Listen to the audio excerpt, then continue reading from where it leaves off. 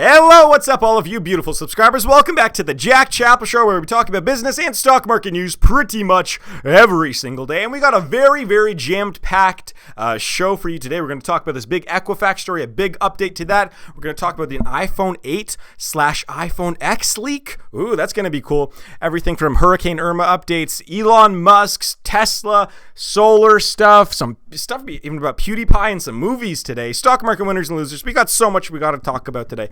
Plenty more than just that. But I want to give an update to this Equifax story. So if you haven't heard by now, Equifax had their, databases hacked. 143 million users had some sort of information hacked. Now, a lot of these titles are somewhat misleading. People think that 143 million credit card numbers were stolen, 143 million social security numbers were stolen. That's actually not true. That number is only, if you want to say only a few 100,000 people had very critical information stolen, like credit card numbers, social security numbers, and things along those lines. For the most part, the hackers who went into the database, they only really were able to see like whatever birth dates and names and last names and things along those lines here.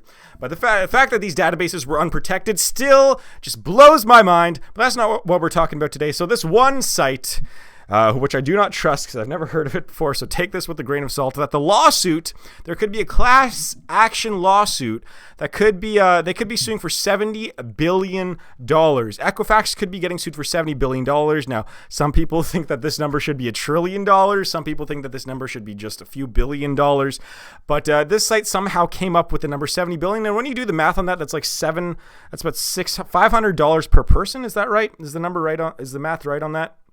About $500 per person. And so what do you guys think of that number? Do you think that that number should be more? Do you think it should be less? Do you think that there should be a lawsuit? Let's check in on actually the Equifax stock right now, because I believe that they took a very big hit today, down 6%. Now they have just fallen off a cliff, obviously, since this happened. Their share price was at $142 on Thursday, September 7th. As of today, still got a few hours left in trading here. It is down 18% in the past. How many days has that been? 4 days. So it's down a ton. Obviously, the company's going through some hard times here. But here's what I want to look at. They're getting sued for potentially $70 billion. They're not going to they can't afford that, right? I mean, the market cap of this company, meaning that the stock value of all the stock available, the entire company is allegedly worth roughly $17.5 billion in the eyes of investors. So they cannot pay. If they were to get sued for $70 billion, people think that Equifax is a giant mega Walmart company. Equifax is actually smaller than Snapchat. So that's some perspective for you guys. Snapchat, even though it's been going through a lot of tough times recently, still a bigger company than Equifax, I believe. I think, actually. Let's check the Snapchat stock right now. So Equifax worth $17.5 billion. Sorry, my throat's a little bit sore today.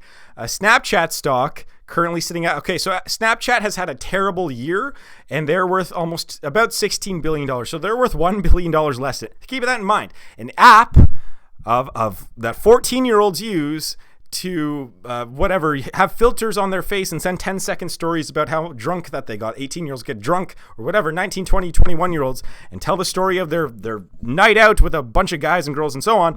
That app is worth just as much as a company that determines whether you can get a mortgage, or determines if you are going to be a good, essentially a employee, or a company that holds all of your financial information for the most part. Isn't that crazy how the world works sometimes? So that's some perspective for you guys. So they're getting sued roughly $70 billion. Who, I don't know if that number is going to be real. We'll see. But I think that it's worthwhile. The CEO put out a video today. What's his name? Rick Smith, chairman. It's been viewed 538,000 times. So it got put out a few days ago, actually. So we are going to just kind of check in here. We're going to watch the first minute of this and just kind of give you my opinion. As you're probably aware, earlier today, we announced a cybersecurity incident that has impacted those who rely on us to protect their personal information. I want to take a few minutes to talk with you about it and make sure you have the facts. Most importantly, I want to let you know what we're doing to help those impacted by this event. On July 29th of this year, we discovered that attackers had gained unauthorized access to certain Equifax data files. We acted immediately to stop the intrusion. We promptly engaged a leading cybersecurity firm, which has been conducting a comprehensive forensic review to determine the scope of the intrusion. We also reported the event to law enforcement and continue to work with authorities. The unauthorized access occurred between mid-May and July. Took a few months. I'm pleased to report that the review found no evidence of unauthorized activity on our core credit reporting databases. So what does that mean? The hackers didn't go in, they didn't change all your numbers, they didn't change all of your credit scores, they didn't change anything, they just simply took the information. All right, so that's actually some good news. And actually, I think that the hacker group sent out a hacker group. I think that they actually sent out a message to everyone saying that they weren't going to do anything with the information here. Equifax. Oh, never mind. They sold the Equifax allegedly, according to this one site, which I don't know if it's true or not, so take this all with a grain of salt. Equifax hacker group makes $2.6 million Bitcoin ransom demand on the dark web. Oh boy. So I guess that they got a bunch of Bitcoin for selling that information or for not leaking it out to everyone to see, I guess. That's kind of weird. I thought that they did it for a statement or something along those lines. And tips for Canadians. Okay, so this is all Canadian news because I'm obviously from Canada. But I thought, seriously, I didn't think that they were going to do anything with that information apart from maybe sell it. I thought that they were just doing it to kind of prove a point of some sort. And then I saw that they put out something like it. Because you know how the group Anonymous, a big giant, rogue hacking group or whatever, they will send statements out to like Sony or whoever. They'll hack their system and be like, this is not how society should be. We're not going to do anything with this account information, but we just want you to know that we can hack you. Got to update your security. Now I thought that that's what this group was kind of like too, but apparently they just sold off the information for whatever, $2 million. So that goes against what I thought. So we're going to move on to the next story here. But what do you guys think about this Equifax stuff, by the way? Were you affected by it? Because odds are, if you're over the age of 18, there's like seriously a 50% chance that your account might have been hacked. If you've used them, it's a pretty good chance that your account got hacked too. I think it's like greater than isn't it almost 100% of their company had information hacked, or 50%? I don't know what the exact number was. I don't know. We're going to just move on here to the next story here. We're going to talk about Hurricane Irma that passed. Category 5 hurricane. Apparently, when it hit Florida, it got knocked down to a Category 3, meaning that the wind speeds were significantly lower, so it didn't do as much damage as people thought, which is very, very good. Now, saying that, the islands, which most of the United States doesn't care about, the Caribbean and all those little islands over there, they got killed. Some of the smaller islands just have nothing left on it. Luckily, not too many people passed away here. So relating this to business, I thought it'd be a good idea to just kind of talk about the numbers involved here with repairing this all. So I think that here's the numbers here. I think that's estimated, let's see, $20 to $40 billion. Let's see here. Well, we'll read some of this article here. So cited how Hurricane Irma will cause insured losses in the range of $20 to $65 billion, including the Caribbean, with $15 to $50 billion loss range for the U.S. Okay, so $15 to $50 billion is the expected range for Hurricane Irma. So at the very least, it should be the fourth most costly hurricane in the history of the United States. Number one was by far Hurricane Katrina. I still remember that when I was in grade 5 when that happened, and people were still in the streets, 2 days, 3 days later, still water would not recede down. I remember that. That was, and then Kanye West, just went out and saying, George Bush doesn't care about black people, which then Mike Myers, go look up that clip, by the way. The Kanye West says George Bush doesn't care about black people on national television during a fundraiser for Hurricane Katrina. And Mike Myers, Austin Powers, was right beside him when he said that. And Mike Myers was just like all awkward and didn't know what to say. And then they flashed the camera to Chris Tucker. Maybe we should bring that up right now. Sorry, we're kind of on a weird mood today.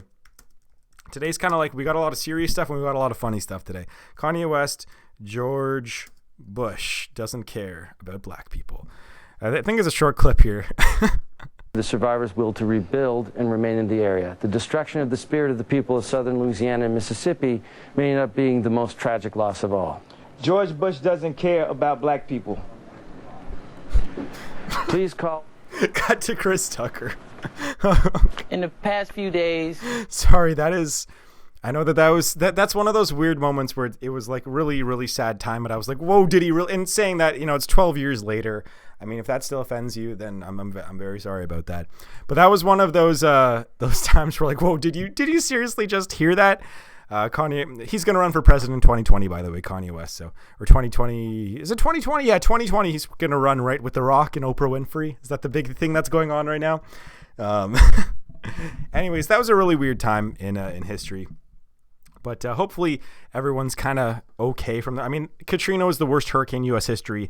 Andrew, number 2. Sandy, number 3. Surely Hurricane Sandy, number 3, eh? That's really interesting. And then this should be at the very least number 4. It might be number 2. We're going to see what happens here in terms of cost to the cities and the states affected. So hopefully everyone's okay. Now, Richard Branson actually, he actually kind of gave live updates from. He has his own private island, Necker Island. It's in the Virgin Islands. They got hit really, really hard by this storm category. This was when the storm was at its near peak when he got hit, and so apparently he stayed in a concrete bunker for these kinds of events. He had one built. And he actually kind of gave pictures and kept tweeting out stuff before and after pictures. And just taking a look at some of these here. I mean, some of these, he tweets out, Necker damage is huge, but what's BVI? I don't know what BVI means, but BVI Irma story is not about Necker, about thousands of people who've lost homes, livelihoods, etc. I mean, there's trees are falling down here. All these buildings are destroyed on Necker. Some of the classic cabanas in the background still up, though. Those are well-built cabanas. As with Necker and mosquito buildings destroyed, but thankfully all people seem to be okay. Look at all those boats. Holy Jesus. Look at all those giant boats that washed up on shore. Hundreds. In this one frame of this one picture that Richard Branson posted, if you're listening on podcast form, 100 or more, probably 20-foot or bigger boats washed up onto the shore here. Completely uprooted their anchors. I mean, I expected that. Obviously, when a hurricane hits, you kind of expect stuff like this. It's just to see it in a picture form, it's like, wow, think about how heavy those things are. And those things were probably out, 100 meters or more into the water. They're all separated, hundreds of meters, right? And the fact that they all just washed up onto the shores, I mean, it just kind of gives a sign of that's how powerful a hurricane can be, right? Now I'm surprised that none of these boats are like flipped over. I guess some of them are actually. So I bet you a bunch capsized too. So, anyways, Richard Branson, he's a billionaire. He's going to be fine, obviously. And it's, that's his thing. Like his life is, he always says like, whenever anything bad happens, it's kind of where I get my motto from. Whenever anything bad happens to you, you kind of use it as motivation and you realize that, okay, this is not the end of the world. Life keeps going on. Let's live life while we can. So his Necker Island is his paradise, and that just got destroyed for the second time. His Necker Island has been completely eviscerated twice, and I think once was a fire. Was once a fire or something? I don't know what the first time was. I remember watching the video of it, though. And so this time, it got destroyed again. I'm sure he's going to rebuild here, but I'm sure he has insurance, too, because of the last time. And I'm just, it's good to know everyone on the island is okay as well. And it's typical Richard Branson, like, even though you kind of know why he's doing it, but like the fact that he's tweeting out stuff that isn't really about him whatsoever, just tweeting out everyone on the island's okay.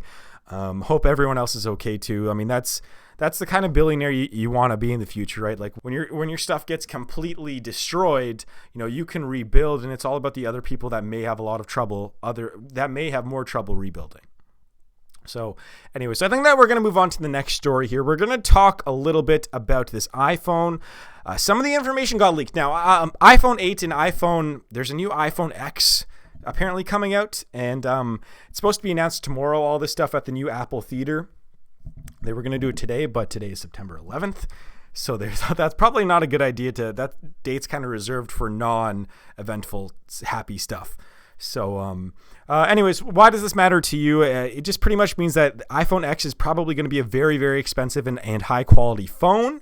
It's probably going to have this iPhone right here that I have here. It has edges around it, but apparently this iPhone X may not have edges, and it's going to have a giant screen. Now, here's what it can also do. Here's some interesting stuff. instead of having a lock screen or typing in a code or fingerprint or thumbprint, they now might have facial technology here. So here's a tweet by what's his Galharm Rambo, and you can open your phone with a face scan, which is quite interesting. But it also leads me to think that if you can print off a picture of someone's face and use that, you can get into their phone. So there's no chance they have to have a way around this, but here's the deal is that I've heard of this before. I've talked about this on the podcast before, on the videos before, is that these face scans that are used for passwords, that are used for user accounts, they should only be done if there is 3D cameras. So 3D scanning, if you remember those booths at airports where they do a 3D scan of your entire body, that's what it needs to be. That's what it should be to unlock like something with all your information, like a phone. I'm not going to use this feature. I don't even trust thumbprints or anything on here. I don't have any of that stuff. I'm not even going to talk about my security, so why am I talking about that?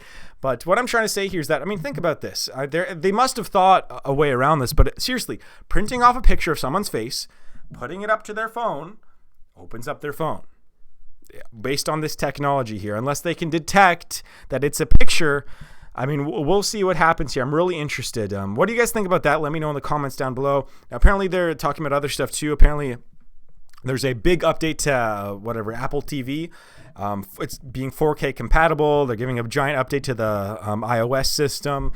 Apple Watch 3 apparently is coming out, and a lot of other stuff too. So they're going to talk about that a little bit more tomorrow. I probably will too the announcement's going to be tomorrow night. So I'll probably talk about more updates on this on Wednesday. But what do you guys think of iPhone X? I think my estimation was that it was going to cost like $1,400 or something like that. So we're going to see if I'm right. I forgot what the exact number was I said. We'll talk about that again more in a few days. Let's move on to Elon. It's not a business week without talking about Elon, so let's start it off with him. Elon Musk reveals the complete SpaceX spacesuit for the very first time here. This was something that happened, I believe, on the weekend. And the spacesuit looks pretty damn cool. So this is not a spacesuit which you go out to walk. This is a spacesuit which you stay in when you are in the space shuttle itself. Not when you're out walking and fixing stuff on the outside. This is when you are on the inside. And so normally astronauts, I don't know if you remember, they wear these giant orange jumbo suits when they are on the inside, and they wear those big, classic astronaut moonwalking suits when they are on the outside. And so this suit looks pretty cool for an inside suit. It looks like a much better update and a lot lighter, it looks like, than the orange inside suits. And it seriously looks like a fairly fashionable spacesuit, to be honest. It looks like it's very light, and apparently they've tested it and it's working now. So really, really cool. I'm very excited to see astronaut spacesuit next to crew. So I'm very excited to see the crew in the next few years and see what happens. See if they can actually get people to space, get people to Mars in the next decade or so.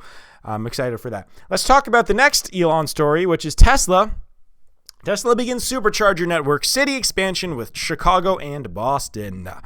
Meaning that they are finally bringing these giant charge stations, to Chicago and Boston. That's seriously what it means. And supercharger, so what can you do at these stations? You can have multiple cars charging at the same station here at these superchargers, and you can charge your entire vehicle in roughly 45 minutes. And usually if you're at home, I think it takes a few hours to do it with your own charger, but superchargers 45 minutes to 50 minutes. So what you're supposed to do is when you're downtown and charging your car like this, you're supposed to go charge it, go across the street because it's downtown, go across the street, get some McDonald's, get some Tim Hortons, go to shopping, go to whatever, go to work, wherever you're going. You come back, charged. You're good to go. Really cool. So I'm really glad to see that they expanded their network here. The new location, that was a voice crack and a half. Sorry, my voice is sore. The new locations include 10 stalls in Chicago at 225 North Columbus Drive and 8 stalls at 800. So they're installing 18 of these things. Is that correct? 18 stalls, right? So two new locations with 18 stalls. So I'm guessing 36 cars can charge. That's going to be really cool. I look forward to buying it. You know what? I was thinking about this because, again, updates e-commerce marketplace. As of today, I had sorry, this is so cool to kind of say. I didn't know how to code about almost a month and a half ago, roughly. I didn't know a line of code, and today, so we got half of the search engine up. And today I officially had my first successful user access, registration, all of that's good now. So we have the user base and all of the user experience. That's all set up. The search engine is on its way. And then I just need to hook up the payments and start posting stuff. And I need to do some other, obviously some back work too. I need to do some analytic work. And there's lots of other stuff too. There's lots of additional stuff that isn't the skeletal, like bare bones part of it. But in terms of bare bones to have the site functional, I mean, I'm probably going to hit it. My preferred date was October 1st to launch my website, my e-commerce marketplace, October 1st. And I think that it's doable. That gives me, 20-ish days to do it. So I'll keep you guys updated on it. We'll see if I can do it. I don't know if it'll be pretty in 20 days.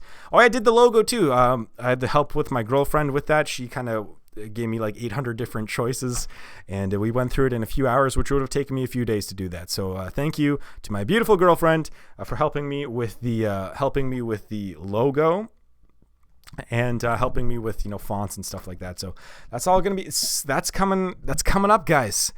I'm really excited. I already have a bunch of stuff to sell too. It's going to be so great.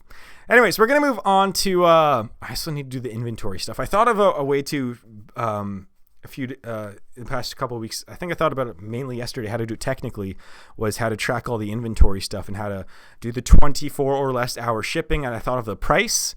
I think it's all coming together now. It's all coming together and I'm really excited for it. So you're going to get 24 hour or less shipping to your house for significantly less than Amazon Prime. So, I mean, it's going to be cool. And it's not just going to be in big cities. It's going to be in smaller cities, suburbs, might be able to do some rural areas. We'll see about that. I'm going to see about the economics of that. But for sure, we're going to do way more suburbs and way more smaller cities than Amazon does. Amazon doesn't even do a lot of small cities. People don't realize, especially in Canada, in flyover states, they just got into some of the big cities for Amazon Prime in Canada. Like they had 3 in Toronto where I live. They had a couple in Vancouver, and like last month they just got into cities with 1 million people or more in them, like Calgary and Edmonton and I don't even know if they're in Winnipeg yet. So we're gonna hopefully beat them to the punch with a lot of those smaller cities in the coming year or so, coming few months hopefully. All right, so we're gonna move on to this story here called "Killer Sex Robots Are a Bigger Threat Than You Think." I just thought that this was funny because I saw it. Someone retweeted this. I think it was Joe Rogan. So, these robots, these fembots from Austin Powers could be the deadliest force that humanity will ever face. Because you could be getting it on with your robot partner, and then all of a sudden, an internet hacker hacks into it because apparently these things are going to be connected to the internet to adapt to get updates or something, and a hacker is going to be like, you know what, go get a knife and just, do that. But at least you're going to get some, good use out of the bots for the most part. I'm sure girls are going to use them too. So what do you call, because guys, it's like the fembots, right? So what would they be for guys, like menbots, fembots, menbots, fembots, male-bots? I don't even know. Who really cares? Just watch out for these things here. We're going to see what happens. Are you a fan of those robots doing that stuff, by the way? And we're going to try and keep this a little bit PG-13. Who cares if it's rated slightly rated R here, but would you ever use one of these things? I mean, seriously, if I wasn't in a relationship and, I'd experienced times in my life where I was super lonely, right? I went a long time where it was just me living by myself, no one else, no friends, whatever. I probably would have at least tried one of these things. I would have been one of those people. Yeah, call me disgusting. Whatever, screw you. Okay, we're going to move on here. We're going to move on to misleading titles. U.S. residential solar market forecast to decline for the first time. So this article, very clickbaity headline.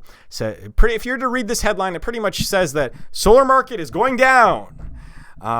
That's how most people took it, but it's U.S. residential solar market forecast to decline for the first time. However, not true whatsoever. It's in fact just one company's subset of one type of solar panels are on the decline. Meanwhile, if you were to go to an actual reputable source, you would see that actually the industry as a whole is up like 17% this year. No, they've added 17 times more. Last year, solar companies added jobs 17 times faster than the rest of the economy and increased our GDP by billions of dollars. We're going to continue to fight for policies that allow the industry to... Because people don't really realize that the government blocks a lot of solar companies from hooking up to residential communities. Why is this? There's a few reasons. In Canada, I mean, the government kind of owns a lot of the we call them hydro companies. You guys call them electricity companies or utility companies. The government actually owns a lot of those in Canada. And so I guess my theory is that one of the reasons why is because they don't want all of a sudden some private solar companies coming in and just killing all the public sector jobs. That's just my personal opinion. That's one of the reasons why. You're actually not allowed to go off grid in Ontario, which really sucks. And so there's a lot of, just like with any new technology like renewable energy, Tesla faced a ton of stuff. Like Tesla's not able to sell their cars directly to consumers in some states. And so they have to build dealerships and things along those lines.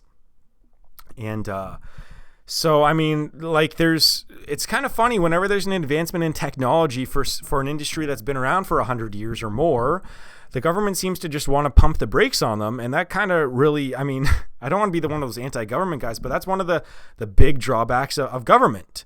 I mean, I think government plays a large role. It's very important to any country to have some sort of stable government that does lots of public things. But and things like this, like things that are good for humanity and good for probably the economy as a whole and being more efficient, may not be good temporarily, because sure, people may lose jobs temporarily, but then all of a sudden those go to renewable energy jobs, more engineers, or more people are forced to get educated to get those jobs.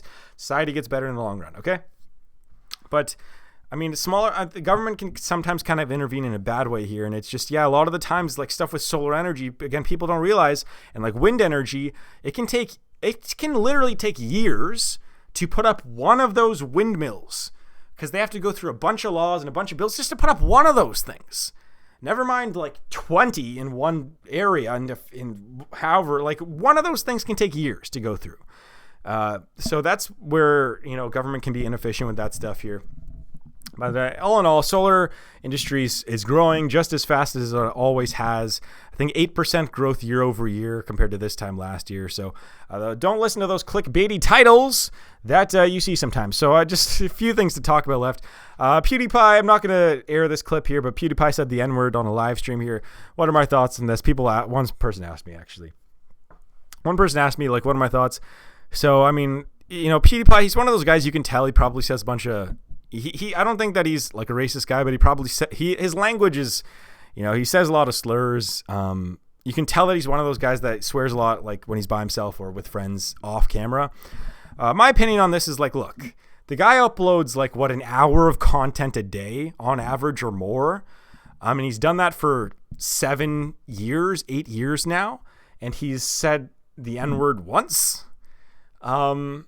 I mean, and then he apologized for it afterwards. I mean, it was just and he was saying it at another player. He wasn't saying like N-words are terrible human beings or something like. His friend got killed in a video game. And he said the N-word. It's like, oh damn you, blah blah blah, whatever he said.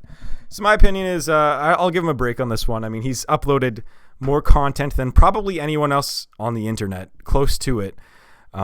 So. What do you guys think of that whole situation here? Now, obviously, it's, stay away from racial slurs as much as you can here. I obviously don't endorse them or anything like that. But, considering that he's like, he might, and then the title is just like, PewDiePie, the world's most popular YouTuber, is back making more racist comments. So I think that there's also a difference between a racial slur and a racial comment and a racial joke. So a racial slur and a racial joke. So, I mean, a racial joke, I think those are okay. As long as they're funny. And some people aren't going to like them. Like if you're trying to make a joke and you think it's well thought out, like go do racial jokes. I don't care if they're about any kind of skin. I'm not one of those uptight social justice warrior people. It's like, you want to make fun of white people, white males, whatever. You want to go make fun of, black, whatever, go make fun of them. Just make it funny. Make sure it's, just make it good. Make it a good joke. But slurs are a little bit different for me. I mean, slurs, it depends on the context too, but usually slurs are just viewed not as friendly in today's society. So anyways, that's just my opinion on all that. I thought I'd talk about that because, sometimes I like to get off topic and talk about that stuff. So another off topic thing. So chaos erupts as a tick on display goes missing during press conference. I just thought that this was funny. So a tick was literally being displayed at a press conference and it got away. And everyone started getting scared. Luckily they were at a conference with a bunch of tick experts. So even if the tick did bite someone, they had a bunch of experts there to take care of everything. So everything's fine. I don't think that they found the tick anyways. We should have taken better safety precautions. Yeah, no crap. All right, so we're going to talk about two more things, box office and then stock market winners and losers. The movie It, the remake of the Stephen King movie, got released and it shattered box office records. We're talking, I think it made $117 million in the opening weekend. By far the biggest movie in September in history. By far the biggest horror release in history. The next closest for perspective was Paranormal Activity 3, which had the biggest horror movie opening ever in 2011 with $52.6 million. So it more than doubled the last horror movie box office dollars, which is quite astounding. And the highest September debut was Hotel Transylvania 2. Really? Is that named Adam Sandler movie? I think so. Animated. That had $48.5 million in 2015. This doubled both of those. Obviously a great success. I heard that this movie's great. I was planning on going to go see it this weekend, but I had to code and I was very tired. So yeah, didn't see it. But what do you guys think? If you've seen it, let me know in the comments below. How was it? I heard it's great. And did you guys go see it actually? Yeah, did you guys? I'd like to know. Anyways, we're going to move on to the U.S. market movers. We're going to talk about, so stock market winners and losers here. Equifax down 6.7%, so they're still dropping today. Regeneron Pharmaceuticals down 5.7%. Nordstrom down 3.9%. Let's see any other big names here. Public Storage down 2.5%. Ooh, that's interesting. For no reason. Seagate down 3%. They're actually, I bought one of their hard drives. I have one of their hard drives here. Seagate down 3%. Alibaba up 2.5%. Nike up 1.6%. Snapchat up again 1.2%. Netflix up 2.96%. Nvidia up 3.15%. Tesla up 5.35%. I guess that's off of the supercharger news. Amazon up 1.2%. And markets are up today, 1%. S&P and Dow Jones both had good days today, despite the Equifax numbers, because Equifax is not a big player, right, for the most part. So that's pretty much going to wrap it up here. Kohl's up 3.5%. XL Group up 5.3%. Any other big names here? American Airlines up 4.8%. Goodyear up 4.3%. Anyways, that's going to wrap this video up. If you want to know how to invest in stock market, set up your account, know some basic strategies, check out my stock market program in the link below. You can check out the Wealth Accelerator link below, teach you how to start a side business, what it takes, and things along those lines. So make sure to check those out. And I would like to thank you very much for watching. You're all very beautiful people, and I'll see you guys in the next video.